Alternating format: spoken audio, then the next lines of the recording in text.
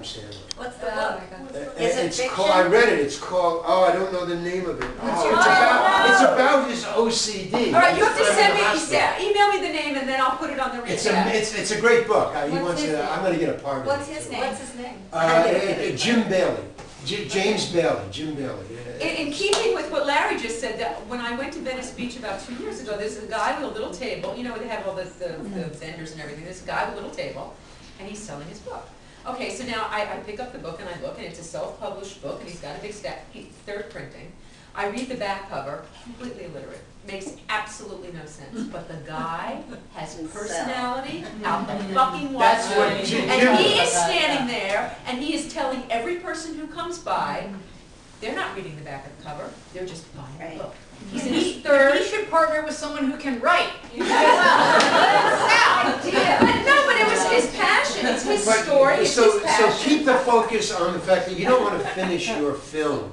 You want to have me buy a ticket to the. That's where you're going. Just keep that in mind. That's great. That's all. One thing. That. How many CDs? You go into a bar and you have a couple of drinks and you buy the CD. And 3 days later, you pop it in the car radio and you're going, Jesus. What was that? But I don't care about what you think of my work. I just want you to buy it. I want you to buy it. That's right. You know, if it's good, you'll tell somebody else. If you won't, I have to work harder to sell another one.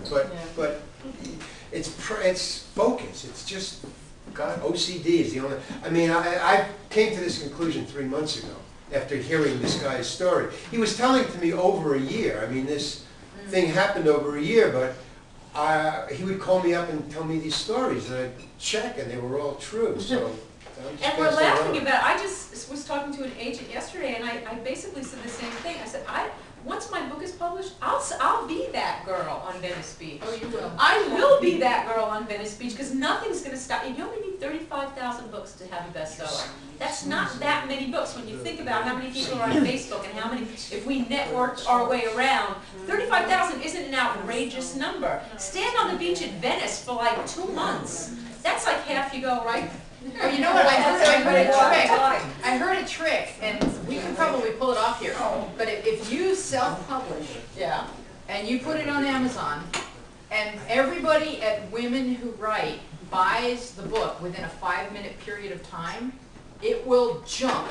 Oh yeah, that's true. And if it charts, and then people will see it. On Amazon. And we could all do that for each We could all be sitting here with our laptops. We could do it out. We could do it out. We can do it right here. Right. Now, does it You have to figure out your own Wi-Fi password. Yes. Does it have to be self-published? Can it be It could be any book. All right, so I'm telling you, we should really do that for each other. One more thing is it's really cool, and you do need friends, and that's really cool. But you gotta approach strangers, man. You gotta rely on strangers, on the kindness of strangers. If you rely only on your friends, that's a comfort zone, and comfort zones are death. Yeah. So you've got to push yourself to find. You know, friends are great, but you've been out there. You've gone out there. But it's also crucial, if you want to develop OCD and flip it to being a good thing, you have to make sure that whatever you're working on, you have to be fucking fired up about it. You can't become OCD about something where you're like, well, I'm doing this project. It's like, well, if you don't care about it, Obsessive compulsive means you're that way about everything. Channel it. But what's great is I think every woman in here has at least one thing that they're fired up about. The people I really feel bad for are the people who are like, I don't know, I actually have I'm not really interested in anything. I'm not creating anything. I don't know what I want out of life. So at least you guys have that. You've got the fire. Sure. You know, I'd like to revisit though what Amy said, because I think Amy said something really important, and that is attachment to outcome. That if you have attachment to whatever the outcome is that you want, if it's that your book is, if your end goal is that your book be sold and somebody buy it, if you're so attached to that and that doesn't happen, then your heart's broken and you're a broken person. I think that you create for creation's sake, and that. Well, now wait a minute. Okay, that's cool. This is what Amy was talking about, though. At least this is what I understood. You know, about. like like in addition to that, like I like know that you have to make one has to make a living. like, this is sort of like what you're saying about the CD thing. So I've been writing a syndicated column for 20 years. I have published 1,000 fairy tales, folk tales, myths, and legends. And many years ago, and was waiting for somebody to come along to do CDs. And no one came along, so I poured all my money into it, thinking that I have a million friends, and I have each stories read by a different actor, I had a musician, so there were like 15 people involved in creating this thing, and I thought, 15 people involved who are all artists, who all have their lists, and it'll sell like crazy. And they went on sale, and I mean, that was what I was thinking I was going, they're gonna sell, they're gonna like be amazing, and nothing. Like, You know, sold 15. not my friends, not my family, like, I mean, I had all these siblings with kids the exact right age. By the way, if anybody wants to buy them, I have them. Wait, also she won an Audi. And I won all kinds of awards, I won an Audi award, blah, blah, blah, blah, blah. So then, I thought, you know what, but I love it. I loved it. So I thought, I'm gonna make another one. Okay, I love this. They're beautiful, they're wonderful, and I did, and I just kept, so I did this thing where every single day for 3.5 years, I approached some stranger, a blog or a magazine, or every day, every day I woke up and I wrote one letter. Wow. And now they have never like gone off the charts, but every single day I sell 10, 11, 12, up to 25 on Amazon. Do nothing. I tell nobody, I do, except when I come to things like this. So it's just word of nothing. mouth. So it's like Plugging they away, just perpetuating itself. sort of Yeah. filtered into the world. And so it's true, like the goal became, I want to keep making something really beautiful. Right.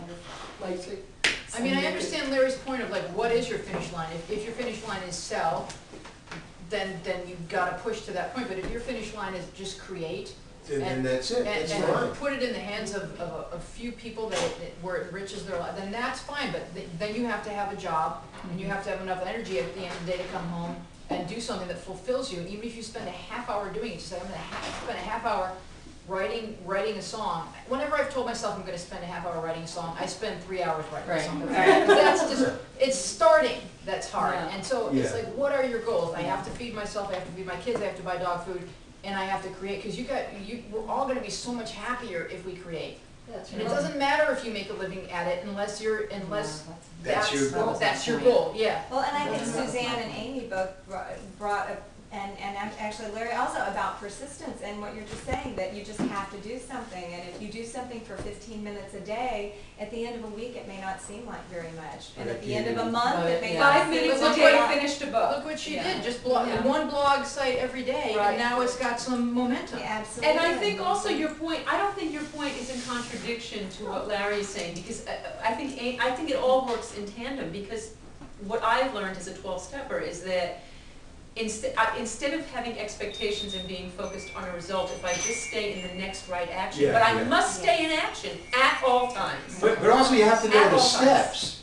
I mean, Well, that's the other I only thing. have to know one step, I only have to Next know the step. next step. I don't have, because if I think 20 steps Yeah, it's ahead, too I far away. cannot Right. project. And you What- can't one skip thing- over. And one thing could change everything. One monkey wrench in the thing and all my plans are changed. So if I just stay focused on the very next thing I have to do, then I'm in action, then I'm moving forward, and I let go of the result. Because the right result will happen if I keep doing the actions, but it's all about staying in action. And you can get, like, if you walk into a room that no one has cleaned in 100 years, you're just gonna become overwhelmed, like with the Cow Sales Project. It's a movie, a documentary about a family and they have a right to their story, it's their story. Imagine if someone tried to I have to be sensitive to that. But at the same time, I'm trying to make a movie and I'm not a movie company. And every time someone peppers me with a question, well, what about getting the rights? What about getting distribution? How are you gonna get, this one has passed away, how are you gonna get his son to sign the will? It's like, I just go, okay, today, I'm working on the movie. And my deadline is it's going to color correction on Thursday. And on Friday, I will worry about getting the rights to, because first you have to make your dream movie, because only then can you go about securing the rights. They want to know exactly how their piece is being used in a film. And this is all me learning over the past 7 years. But the one thing that I really learned when I've taken on a project that's too big for one person is to just continuously say, I'm only one person. I can only do this today. Mm-hmm. But the key is you have to do this today. Right. Yeah. Right. Because if